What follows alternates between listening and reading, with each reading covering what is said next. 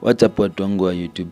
Karibuni tena Dan Trends, na of course naambianga this is your number one trends channel.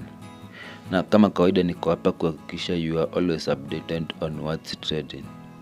Kama wewe ni mgeni kwa hii channel, finya hiyo subscribe button kuhakikisha hautapitwa kila wakati nikileta video mpya.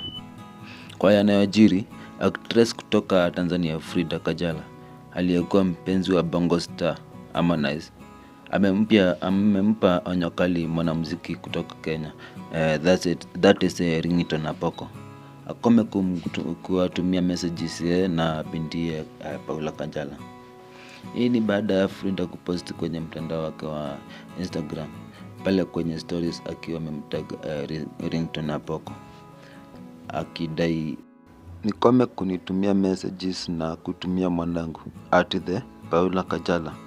Wanaume wa Kenya sijui nini mbaya na nyinyi. Hii sio mara yake ya kwanza Ringtone kujipendekeza kwa maseleb. Previously alijaribu aliyekuwa bibi yake Diamond Platnumz, Zari Hassan, lakini Zari alimkomesha kwa haraka sana. Justina amekuwa kimuindo usiku na mchana, lakini Ringtone anadai hata mjui.